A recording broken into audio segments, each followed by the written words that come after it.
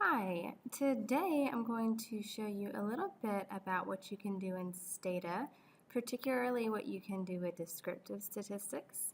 So I know a lot of you all have already collected data on your surveys and that sort of thing.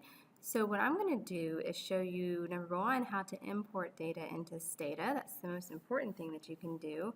And then kind of give you an overview of Stata, how to find different things, and then also end with looking at different types of graphs and charts you can make, as well as different statistics and descriptive statistics that you can do.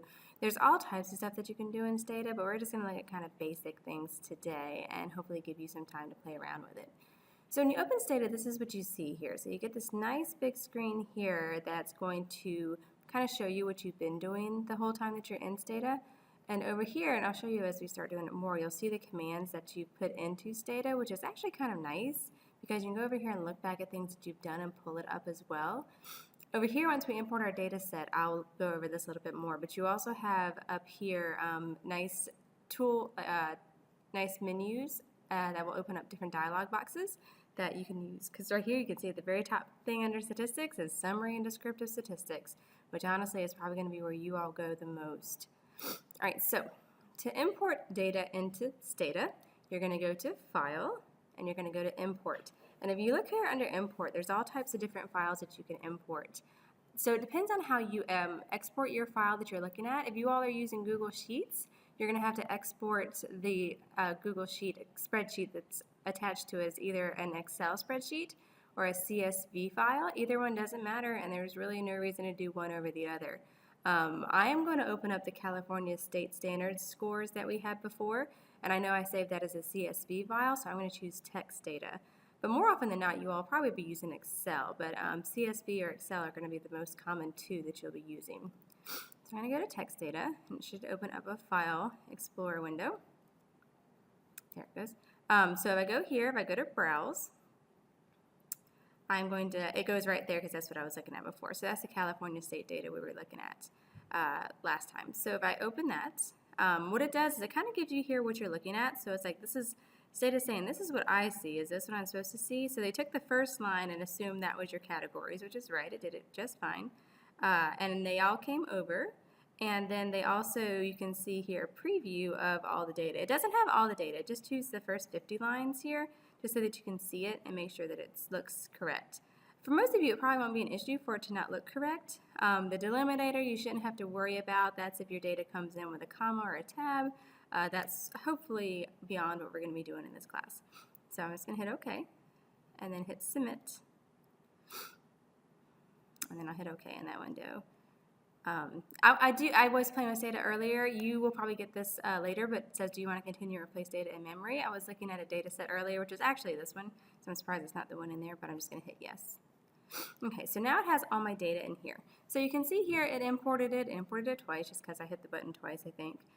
You can see your variables over here. So I can see all the different variables that came over, and it's kind of cool here where if you click on a variable itself, if you go over to this button, Data Editor, you see the one that has like a little pencil writing over top of an Excel sheet. If you click that, you can actually look at the data itself and see if there's anything wrong. And here, it is a data editor. So like if you pulled some data in from your file or something that you didn't think you were supposed to, you can, like, if you thought this should have been a yes and a no, you can actually change it here. I'm not gonna. You want to be careful doing this to change your data if you don't want to. It's best if you do need to change data to change it in the original source and not in Stata itself, but you can do it here if you want to, okay? And you can also look at the properties and that sort of thing while you're here, all right? So I'm just going to click out of that. I just wanted to show you that. And you can also, down here, if we go to our command code, I'm going to get rid of this. District 2012. One of the handy commands to have is called descript, D-E-S-C, and that describes your statistics that you have in there. So if I click that and just hit D-E-S-C in my command code and hit enter, so you can see that's a command I put in. I can see all my variables in kind of like one little thing here, which is kind of nice. So it shows me that like District 2012 is a number, for instance, and then a string is a different type of data that we have there. So it's kind of nice to see the different data there as well. So just to see what you have going on. So again, now that we have a data set in here, and you have to have a data set in here. You can type data sets in by hand, but since you are collecting data, there's no need not to just import it into there. Now I can start looking at some of the things here in the menus. So if I look, for example, at statistics, if I wanted to look at, we are interested in summary statistics of what we're looking at. So let me look at summary statistics first. So if I go to summary and descriptive statistics, I can click summary statistics. And what that's going to do is give me certain statistics to look at. So if I click here, if I just leave this empty for all variables, it's going to give me statistics for every variable it comes across. If I'm particularly interested in one variable, if you click the pull-down menu, you can see different things. So for example, we were looking at math scores. The last class, I could click on that one and just look for math scores. I could click another one and add it to it. But for now, I'm going to leave this blank. Because if I leave it blank, then I will get the summary statistics for everything. So I'm going to leave it blank. I can display additional statistics as well, but I'm just going to do the standard display to show you all what you're going to look at. And you can also put no display, just calculate the mean. You'll find the mean for everything. So I'm going to hit OK. And if you see here what I have, you saw how fast that was? I summarized everything. And see how you have a command here that says summarize? At first, when you're using this, using the menus is probably going to be easiest for you, but once you know what the commands are, you can always just type it here without having to look for it. So now what I have is every variable that was in that data set, so all these variables over here now have a summary statistic attached to them. So I can see that, this is actually interesting, temp ID, remember that was just the ID of the students, there's 249 of them. It says the mean is this and the standard deviation is this. Actually that temporary ID is just it's not something we can find the mean of, right? It's just an identifier for the students. So it's kind of interesting that that's there. But it's going to do it anyway. Stata doesn't know that, right? We know that, but Stata doesn't. If I wanted to look, for example, at the math scale scores, that's this row right here. I can see how many there were. There's one missing because our data set had 249, so there must be one missing. And then the mean is 397, the standard deviation is 87, and the minimum is 219, and the max is 600. So there's a very nice table to show me my descriptive statistics very quickly. So if you need to find the mean of anything, you can do it there.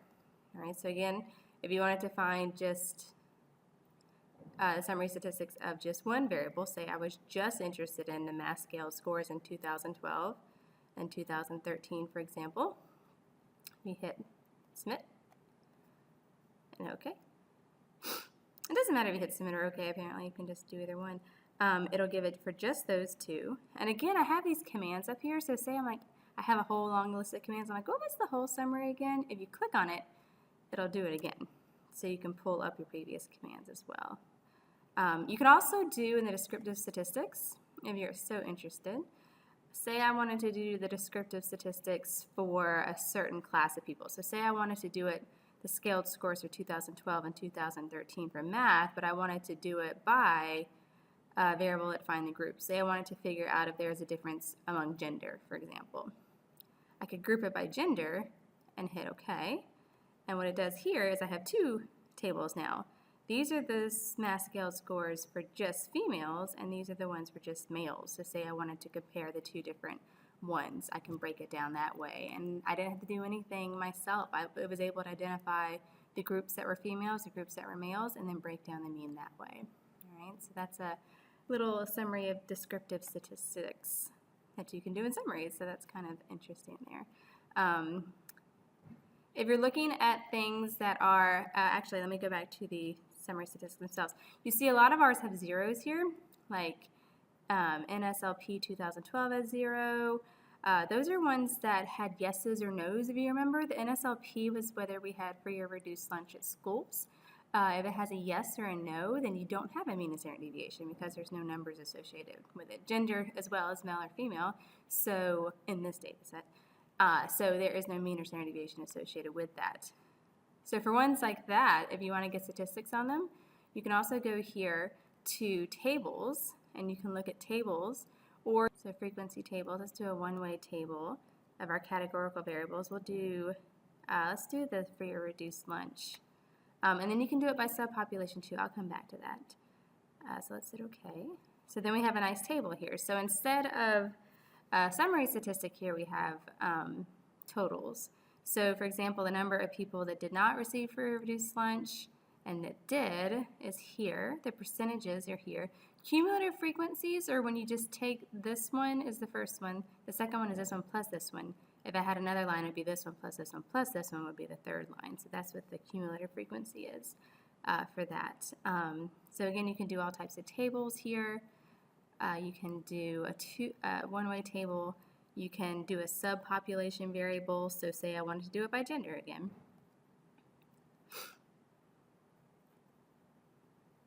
So you can break it down. It did not break it down by gender on that one.